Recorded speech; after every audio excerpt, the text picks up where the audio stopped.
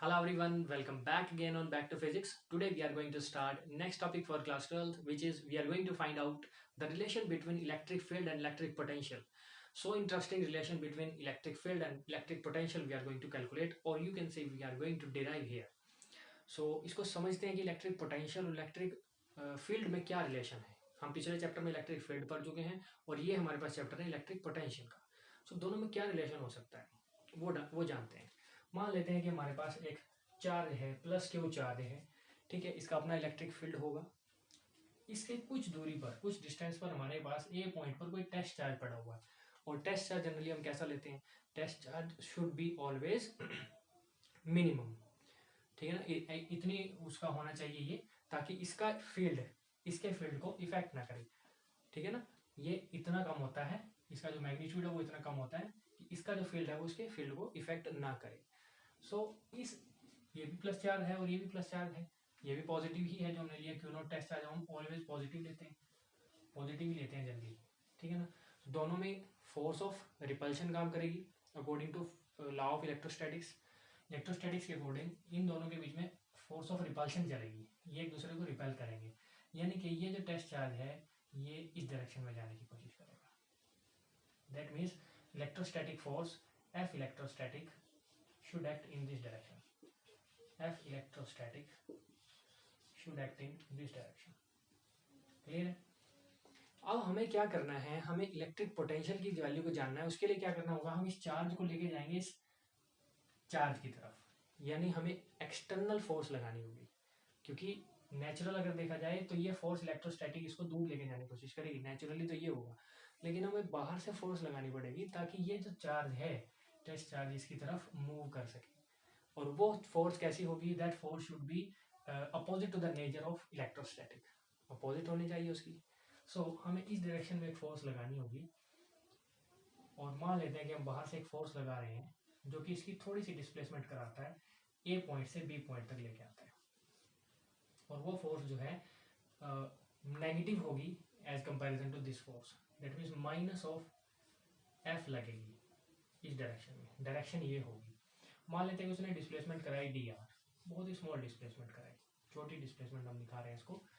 तो अब find out करते हैं कि रिलेशन क्या होगा।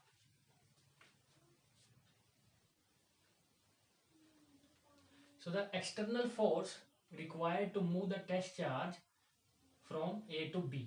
मान लेते हैं कि जो एक्सटर्नल फोर्स हम लगा रहे हैं वो ए टू बी को मूव कर रही है, और वो कितनी होगी अकॉर्डिंग टू इलेक्ट्रिक फील्ड का फॉर्मूला क्या होता है, इलेक्ट्रिक फील्ड का फॉर्मूला होता है E is equal to F by Q naught, यही होता है।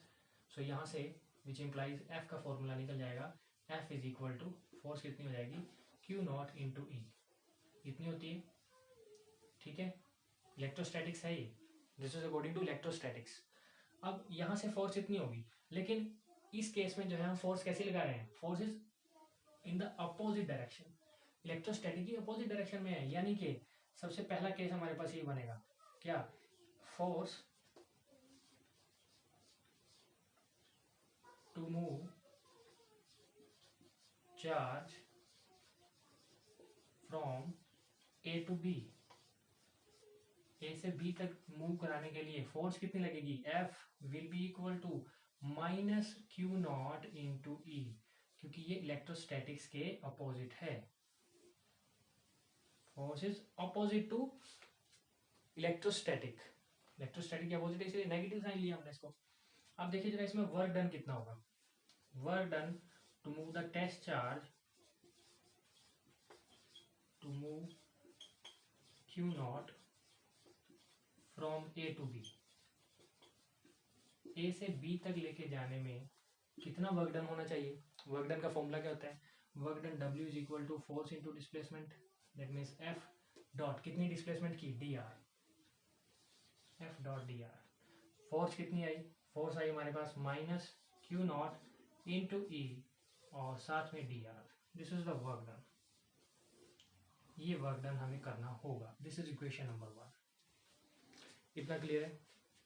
इसमें हमने सिर्फ वर्क डन कैलकुलेट किया with the help of external force, external force की हेल्प से। अब हम एक और तरीके से वर्क डन भी निकाल सकते हैं, इलेक्ट्रिक पोटेंशियल की बात करते हैं। अभी हमने इलेक्ट्रोस्टैटिक्स की बात की सिर्फ, this is all about electrostatics. इसमें हमने फोर्स को जो फॉर्मूला यूज किया वो इलेक्ट्रोस्टैटिक्स वाला यूज किया। अब हम बात करते हैं इलेक्ट्रिक पोटेंशियल की। मान लेते हैं कि हमारे पास ये जो ए पॉइंट है, पहले जब टेस्ट चार्ज ए पॉइंट पर था उसका पोटेंशियल वी ए था। कितना था? वी ए था पोटेंशियल, मान लिया हमने। और जब बी पॉइंट पे आया तब उसका पोटेंशियल बढ़ गया वी बी,